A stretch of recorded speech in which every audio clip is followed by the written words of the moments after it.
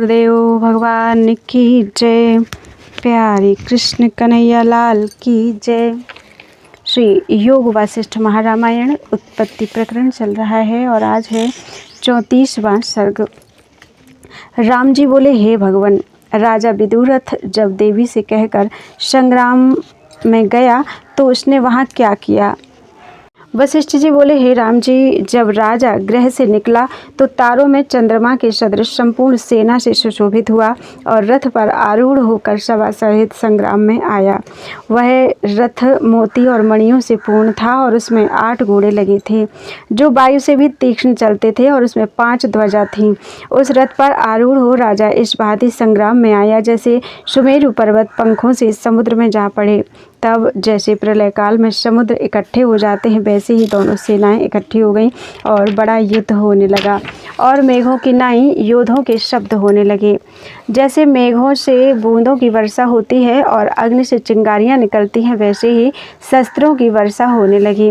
जैसे प्रलय काल की बड़वानल अग्नि होती है वैसे ही शस्त्रों से अग्नि निकलती थी और उन शस्त्रों से अनेक जीव मरे। इस प्रकार जब बड़ा युद्ध होने लगा तब विदुरथ की सेना कुछ निर्बल हुई और ऊर्ध्व में जो दोनों लीला देवी की दिव्य दृष्टि से देखती थी उन्होंने कहा, हे देवी, तुम तो सर्वशक्तिमान हो और हमारे पर तुम्हारी दया भी है। हमारे भर्ता की जय क्यों नहीं होती, इसका कारण कहो। देवी बोली, हे लीले, विदुरथ के शत्रु राजा सिद्ध ने जय के निमित्त चिरकाल पर्यंत मेरी पूजा की है और तुम्हारे भर्ता ने जय के निमित्त पूजा नहीं की, मोक्ष के निमित्त की है। इससे जीत सिद्ध राजा की होगी और तेरे भर्ता को मोक्ष की प्राप्ति होगी। हे लीले, जिस जिस निमित्त कोई हमारी सेवा करता है हम उसको वैसा ही फल देते हैं। इससे राजा सिद्ध विदुरथ को जीत कर राज्य करेगा। वशिष्ठ जी बोले, हे राम जी। फिर सेना को सब देखने लगे और दोनों राजा का परस्पर तीव्र युद्ध होने लगा। दोनों राजाओं ने ऐसे बाण चलाए मानो दोनों विष्णु हो खड़े हों। विदुरथ ने एक बाण चलाया, उसके सहस्र हो गए और उसके आगे जाकर लाख हो गए और परस्पर युद्ध करते करते टुकड़े टुकड़े होकर गिर पड़े। ऐसे दूर से दूर बाण चले जाते थे जैसे निर्वाण किया दीपक नहीं भासता। तब राजा सिद्ध ने मोह रूपी अस्त्र चलाया और उसके आने से विदुरथ के सिवा सब सेना मोहित हुई। जैसे उन्मत्तता से कुछ सुधि नहीं रहती वैसे ही उनको कुछ सुधि ना रही और परस्पर देखते ही रह गए मानो चित्र लिखे हैं। तब राजा विदुरथ को भी मोह का आवेश होने लगा तो उसने प्रबोध रूपी शस्त्र चलाया। उससे सबका मोह छूट गया और जैसे सूर्य के उदय होने से सूर्यमुखी कमल प्रफुल्लित हो जाते हैं वैसे ही सबके हृदय प्रफुल्लित हो गए। तब सिद्ध राजा ने नागास्त्र बाण चलाया, उसे अनेक ऐसे नाग निकल आए मानो पर्वत उड़े जाते हैं। निदान सब दिशाएं नागों से पूर्ण हो गईं और उनके मुख से विष और अग्नि की ज्वालाएं निकली जिससे विदुरथ की सेना ने बहुत कष्ट पाया। तब राजा विदुरथ ने गरुणास्त्र चलाया, उससे अनेक गरुण प्रकट हुए और जैसे सूर्य के उदय होने से अंधकार नष्ट हो जाता है वैसे ही सर्प नष्ट हुए और नागों को नष्ट करके गरुण भी अंतर्धान हो गए। जैसे संकल्प के त्यागने से विकल्प सृष्टि का अभाव हो जाता है वैसे ही गरुण अंतर्धान हो गए और जैसे स्वप्न से जागे हुए को स्वप्न नगर का अभाव हो जाता है वैसे ही गरुणों का अभाव हो गया।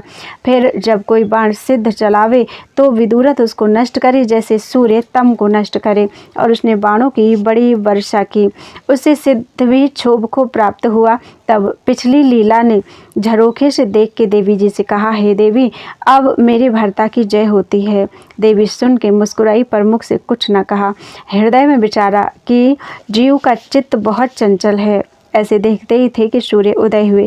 दोनों सूर्य भी युद्ध का कौतुक देखने आए थे और सिद्ध ने तम रूप अस्त्र चलाया जिससे सर्वदिशा श्याम हो गई और कुछ भी न भाषित होता था मानो काजल की समष्टिता इकट्ठी हुई।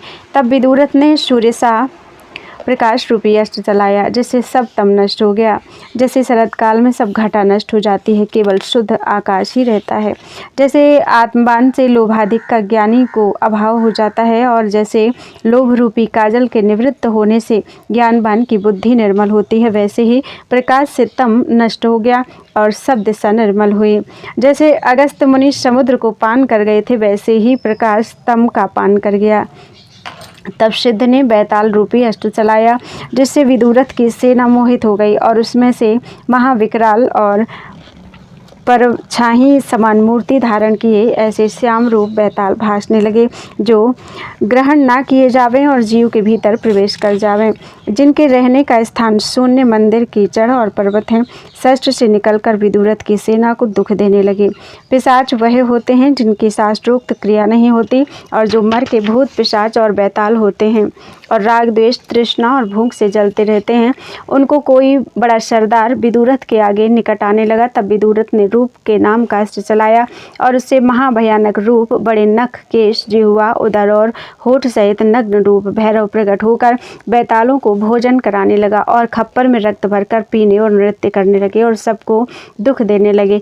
तब सिद्ध ने क्रोध करके राक्षस रूपी अस्त्र चलाया, जिसने 1 कोटि भयानक रूप और काले राक्षस पाताल और दिशाओं से निकले, जिनकी जिह्वा निकली हुई है और ऐसे चमत्कार करते थे जैसे श्याम मेघ में बिजली चमत्कार करती है।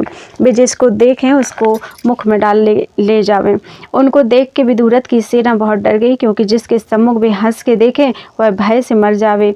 तब राजा विदुरथ ने अपनी सेना को कष्टवान देख विष्णु अस्त्र चलाया, जिससे सब राक्षस नष्ट हो गए। फिर राजा सिद्ध ने अग्नि नामक अस्त्र चलाया, जिससे विदुरथ ने वरुण रूपी बाण चलाया, जिससे राजा सिद्ध ने अग्नि नामक अस्त्र चलाया, जिससे संपूर्ण दिशाओं में अग्नि फैल गई और लोग जलने लगे। तब राजा विदुरथ ने वरुण रूपी बाण चलाया, जिससे जैसे संतों के संग से अज्ञानी के तीनों ताप मिट जाते हैं, वैसे ही अग्नि का ताप मिट गया। जल से सब स्थान पूर्ण हो गए और सिद्ध की बहुत सेना जल में बह गई। तब सिद्ध ने शोषण में अस्त्र चलाया, जिससे सब जल सूख गया, पर कहीं कहीं कीचड़ रह गई। उसने फिर तेजोमय बाण चलाया, जिससे कीचड़ भी सूख गई और विदुरथ की सेना गर्मी से व्याकुल होकर ऐसी तपने लगी जैसे मूर्ख का हृदय क्रोध से जलता है।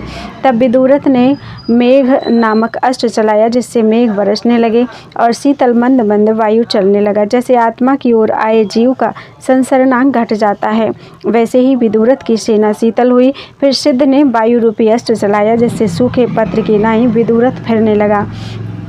तब विदुरथ ने पहाड़ रूपी अस्त्र चलाया, जिससे पहाड़ों की वर्षा होने लगी और वायु का मार्ग रुक गया और वायु के क्षोभ मिट जाने से सब पदार्थ स्थिरभूत हो गए।